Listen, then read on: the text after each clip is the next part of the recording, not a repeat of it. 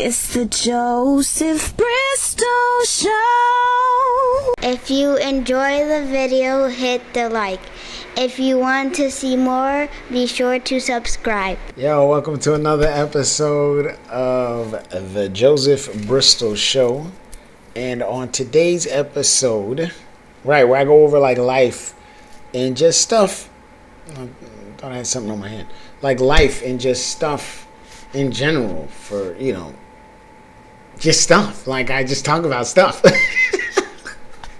So on today's episode, I want to talk about and I got a couple JB episodes that I actually really need to really get into. But on today's episode, I'm gonna talk about words and speaking life into people. Right? First, hold on. Let me pull it up on my whiteboard. That's right. How to talk. Yes, that's really what it was. It's words and speaking life into people, but more so, I guess it's like how to talk. Okay, so with that being said, first I wrote down some notes on my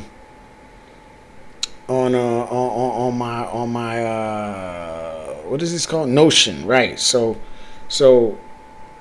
first for the notes on the Notion, and then I'm gonna get into the whiteboard because I got a couple of things to go. So for the whiteboard, for the Notion, where there's words of encouragement, someone who is constantly speaking life into me when I say things.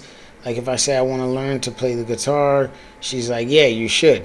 That would be cool. Not when will you have the time? Right, because see, that's what tends to happen. So you'll tell somebody you want to do something and they give you the negativity. You always say you want to do this and that, just do it. You ain't got to tell anyone your plans. They'll see when you do it. You're right, I hate those type of statements. Those are negative statements. Those are unnecessary statements. The same energy that it took you to say that, you could have said, yo, I hope you do it.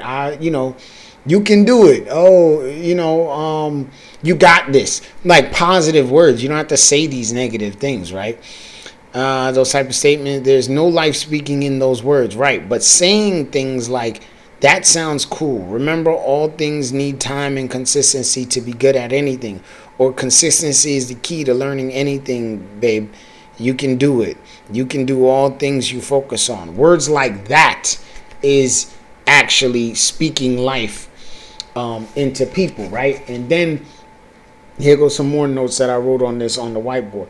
Using software, all right, because this was speaking words into people, speaking life. But then that goes into like how people talk, how to talk to people, right? So currently in the world that we live in, especially in America, in the world that we live in, we like to use soft words, soft language. There was a clip. I got to see if I can find it. If I can find it, I'm going to put it in this YouTube video. Hopefully they don't demonetize it, but whatever. I'm going to put it in. I'll put it in right here. So they invent a kind of a soft language to protect themselves from it. And it gets worse with every generation. For some reason, it just keeps getting worse. There's a condition in combat when a fighting person's nervous system has been stressed to its absolute peak. And in the First World War, that condition was called shell shock. Simple, honest, direct language. Shell shock. Almost sounds like the guns themselves. A whole generation went by. The very same combat condition was called battle fatigue. Takes a little longer to say. Doesn't seem to hurt as much. Fatigue is a nicer word than shock. Then we had the war in Korea, and the very same combat condition was called operational exhaustion. The humanity has been squeezed completely out of the phrase. Sounds like something that might happen to your car. War in Vietnam, same condition, was called post-traumatic stress disorder. And the pain is completely buried under jargon. Hopefully I found the clip and y'all got to see that. And if I didn't, then, whatever. But basically, I agree. Soft words is okay, but it's not okay, right? Because soft words take away from the reality of what it is that you're trying to say to people, right? So like they died or they dead. This person is dead. Now we say they passed, right? They passed away. They passed away, to be more specific, is what we really say. Or we went from saying crippled to disabled, right? They're unable to do the things to do, right? They're disabled. Right, so these type of soft language, these type of soft words is very different. It's not like, right? It's not like these where it goes from a person or a race and you say a slur or an insult. That's very different. That's not, you're not using soft language.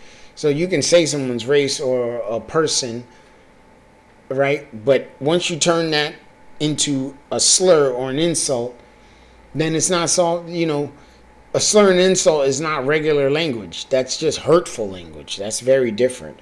So I'm talking more like when I say how to talk to people, I'm talking more like what we would need to transition our society into more like, instead of saying, hey guys or hey fellas, which is naturally what most people say. They'll be like, hey guys, what's going on? Even if it's a group of women, it's just naturally just, hey guys, right?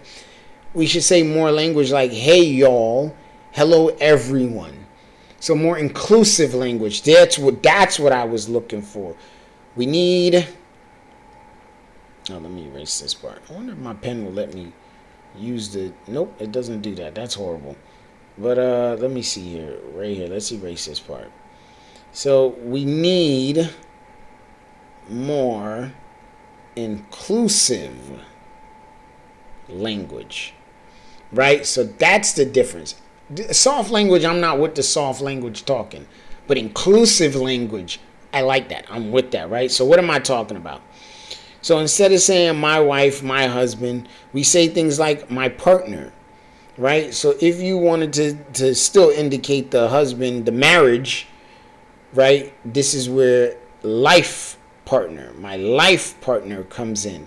And that indicates that, okay, these people are married because he's talking about his life partner. Obviously, marriage is something that you do for your whole entire life, right? As opposed to just my partner is more like my boyfriend, girlfriend, etc., etc. Or if you say boyfriend, girlfriend, it would equal out to my partner, my spouse. Like I said, my partner, my spouse, as opposed to my life partner, which indicates the marriage. And then we got inclusive language is soft language, or is it a thing of its own? So I was thinking about that. That was a question that I asked myself when I started writing the notes for this episode. What is inclusive language? Is it soft language or is it a thing of its own? In which case, I like to think that it's a thing of its own. So what we have is we have inclusive language, right? Inclusive, let's say inclusive language, right? And then we have soft language, right? That's talking. And then we have hurtful language, hurtful/negative, right? So like I said earlier, people who like just say negative things, they don't even talk life into you. They just say negative things, right? And then what other type of language? And then we have just natural or neutral language, right? That's what I like to call it. The natural or neutral is the hey guys, hey fellas, hey y'all, hey everyone. These are like natural language. In which case, I ain't no linguistic, right? I didn't study language, but this is just me stopping and thinking and just pondering about how people talk, how we talk as a society, as a world, right? And these are the things that I came up with. In which case, I should probably look this stuff up, because I imagine a language expert is way better. And then there was another part, right? So here was this other part that I was thinking about. When it comes to information, right? So how I put together my thoughts, my this episodes and things like this. What we have is a loop. I don't know why I said it like that, but what we have is a loop, a power loop. I think it's a power loop because I think power is very important. But in order to gain power, you need control. And in order to get control, you need other things that loops around. So it goes from data, right? And the data turns into information. All right? So data is like you're looking at two apples sitting on the table. That's data. The information is the two apples, the number 2. That's your information. And then your knowledge is the knowledge of what the 2 represents, which is a unit of measurement. You're measuring the amount of objects on the table, right? So that's your knowledge.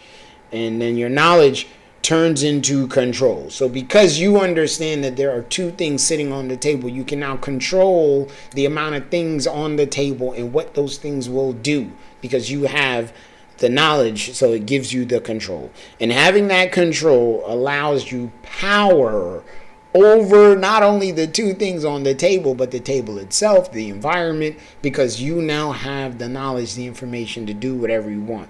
And that power literally will circle back into a loop into any of these other steps that it took.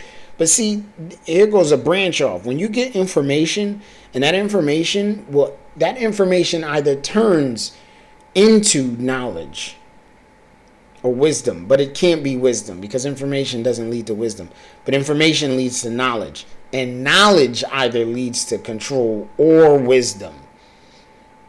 And wisdom itself can lead into control and power. But knowledge leads to control. You need knowledge. But there's steps to it, ultimately, is what I'm trying to say. And the steps is very important. I probably could have made that its own video, but more so I wanted to include it into this video, because when we're talking about knowledge, or when we're talking about talking to people and how to use language and how language works, and talking positivity into people and using neutral words and neutral language, I think it's important to understand why you're doing it, to understand the control, the power, the knowledge, and the importance of what you're doing, and how it could shape and change the world and the world around you and the people around you, right? And how that this very thing, just talking naturally and inclusively, allows you more power and more control of not only yourself, but the people around you.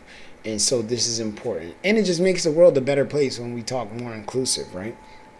So with that being said, thanks for watching another episode of the Joseph Bristol Show. And let's talk about this. Do you agree with what I'm saying here, with the inclusive language, soft language, hurtful / negative language, neutral and natural language? And how do you naturally talk? Me personally, I try to use very inclusive language. I'm an inclusive language and neutral, natural language. I avoid hurtful, negative language and soft language. Although occasionally I might use soft language depending on who I'm talking to. And hurtful, negative language, if I'm upset, then yes. If I'm upset, then I'm probably gonna use some negative language. I'm gonna say hurtful things. I have a problem and I'm working on it, right? So yeah, thanks for watching another episode of the Joseph Bristol Show. And let's all remember, man, we all out here trying to do the same thing. Survive and be happy. Y'all stay blessed.